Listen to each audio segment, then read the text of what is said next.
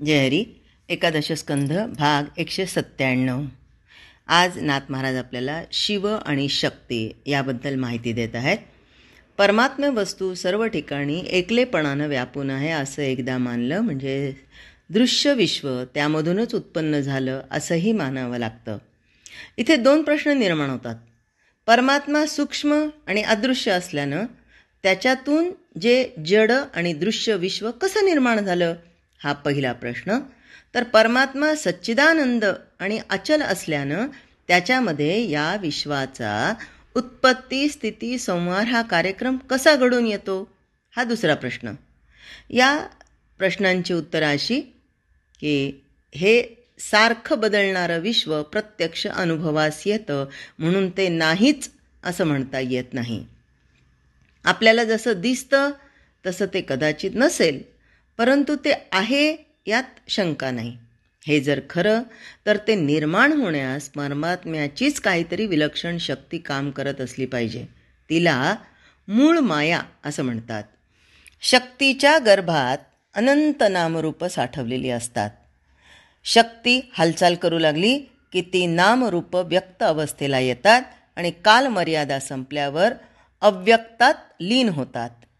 परमात्मा शक्तीच्याद्वारे का होईना विश्वरूपानं का दिसतो याचं कारण इतकंच सांगता येतं की तो सच्चिदानंदात्मक आहे.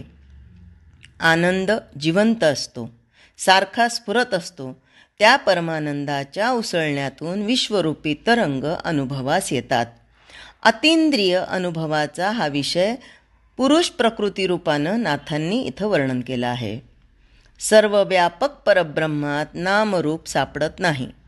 ते स्वरूप अतींद्रिय निर्विकार मनोबुद्धीच्या पलीकडे आणि परेच्या अतीत असं आहे. पण पुरुषाची जशी छाया तशी त्या ब्रह्माची माया नावाची शक्ती असते. तीच शक्ती ब्रह्माला एकीकडे शिवपण देते आणि दुसरीकडे विश्वाचा डोलारा उभारते. ब्रह्ममध्ये ब्रह्माचं जे स्फुरण तेच मूळ मायेचं रूप होय. हीच माया द्विधा भाव दाखवून प्रकृती पुरुष निर्माण करते.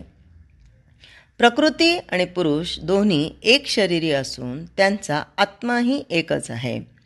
पुरुषाचा भाग केव्हा झाकला जातो तेव्हा प्रकृती स्वेच्छेनं नाचते आणि प्रकृती विभाग जेव्हा लपलेला असतो तेव्हा पुरुषाचं स्वरूप स्पष्ट दिसतं. पण प्रकृती आणि पुरुष यांच्यातील भिन्न भाव मोडला की तिथे पुरुष आणि प्रकृती कुणीही उरत नाही आणि आपलं स्वस्वरूप स्वच्छ प्रगट होतं. निजलेल्या पुरुषाची छाया त्याच्या अंगाखालीच नाहीशी होऊन जाते, तसं माया गिळून टाकून पुन्हा ब्रह्म एकटंच शिल्लक राहतं. डोळ्यातील पाणी गोठून डोळ्यात पडदा येतो आणि तो दृष्टीला मंदपणा आणतो. हा मंदपणा डोळ्यातलंच पाणी गोठल्यामुळं आलेला. त्याचप्रमाणे ब्रह्मामध्ये माया प्रगट होऊन आत्मानंदाच्या आड येते. ब्रह्माला ती द्रष्टा आणि दृश्य बनवते. विश्व निर्माण करण्यासाठी मूळ माया गुणमयी प्रकृती प्रसवते. पुरुष दृष्टी प्राप्त झाली म्हणजे ती सत्व रज तम 3 गुण प्रगट करते. प्रकृती क्रियाशक्ती असल्यानं तिच्यामध्ये जे चेतनात्मक ज्ञान उत्पन्न होतं त्याला महत म्हणतात.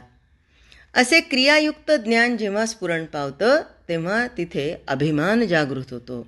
अहंभाव भयंकर खवळला की शिवाला शिवपणाचा विसर पडतो आणि देहात्मवादानं जीव संसाराच्या भ्रांतीत अडकतो. किंबहुना त्रिगुण आणि अहंता हेच संसाराचं मूळ होय. हा अहंकार मोठा विलक्षण आहे. तो ज्ञान अज्ञानाची पक्की गाठ मारून शुद्ध आत्मस्वरूप जीवाला देहबुद्धीनं जड मूढ आणि वेडा करून सोडतो. महाभूत म्हणजे विषय होत. शब्दापासून आकाश, स्पर्शापासून वायू, रूपापासून तेज, रसापासून पाणी आणि गंधापासून पृथ्वी उत्पन्न होते. पंचमहाभूत भिन्न दिसली तरी ती परस्परांशी जोडलेली आहेत. महाभूत प्रथम सूक्ष्म रूपानं नंतर स्थूल रूपानं दिसतात. या दृश्य विश्वाच्या मागे अस्तित्वाचे 6 थर आहेत. भुवरलोक, स्वर्लोक, महालोक, जनलोक, तपोलोक, सत्यलोक अशी. सामान्य जीव भूलोक, भुवरलोक आणि स्वर्लोक एवढ्यातच चक्रा मारत राहतात. पण भगवंताची भक्ती करणारे, त्याचं नामस्मरण करणारे पुण्यपुरुष स्वर्लोकाच्या पलीकडे जातात आणि तिथे आत्मानंदात राहतात. सत्यलोकात राहणारे पुरुष भगवंताला अतिप्रिय असून पहिल्या प्रतीचे साधक असतात. कैलास किंवा सत्यलोक शुद्ध सत्वाचे बनलेला असून तिथे स्वानंद तुडुंब भरून वाहत असतो. तो आनंद ज्याला भोगायचा असेल त्यानं श्रीहरीचं नामस्मरण सतत करावं. नामस्मरणानं श्रीहरी जीवाचं मनोरथ पूर्ण करतो. अशा भक्तांना निष्काम करून क्रमानं समीपता, स्वरूपता, सायुज्यता प्राप्त होते. भक्तीमध्ये पहिली पायरी सलोकता, दुसरी समीपता, तिसरी स्वरूपता आणि चौथी सायुज्यता. भगवंताशी हळूहळू अनन्य होण्याची ही क्रिया आहे. भगवत स्वरूप होऊन भेदाला न शिवता भक्त भक्ती करू शकतात. ज्याची देहात्मबुद्धी पूर्ण नष्ट होऊन विषयासक्ती विराम पावते त्यालाच सायुज्यता प्राप्त होते. भक्तीची थोरवी काय सांगावी? मार्गात कसलीही विघ्न आली तरी नामाच्या गर्जनेपुढं ती आपोआप नाहीशी होतात. भक्तीनं देव सहज साध्य होतो. कारण निरीच्छ प्रेम ही मोठी दुर्मिळ गोष्ट आहे. भक्ताला प्रेमाचा खरा जिव्हाळा असतो. त्यामध्ये देव पण विसरतो, भक्त पण विसरतो आणि दोघं आत्मानंदात मग्न होतात.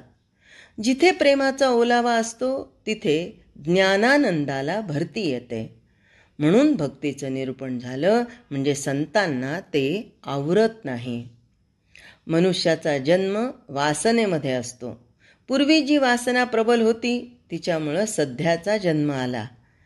इथे अंतःकाळी जी वासना प्रबल राहील तिचं आवरण सूक्ष्मदेहाला पडून तदनुसार पुढील जन्म येईल.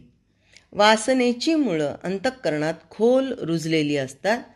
ती काही केल्या निघत नाहीत. जोपर्यंत वासना शिल्लक उरते तोपर्यंत जीवाला चैन पडत नाही. जन्ममरणाचे फेरे त्याला भोगावे लागतात. व्यक्तीचाच काय पण विश्वाचा संसार देखील वासनेमुळं चालतो. जिथे वासना तिथेच काळसत्ता प्रचितीस येते. लोकांचे वासनाकर्म विचित्र आहेत. तेच काळसत्तेचं आत्मसूत्र होय. गुणांनी बद्ध असलेलं विश्व त्यानंच उभारलं आहे. वासनेमुळं जीवाला स्वर्ग किंवा नरक भोगावा लागतो. वासनेचं मूळ अविद्येमध्ये सापडतं.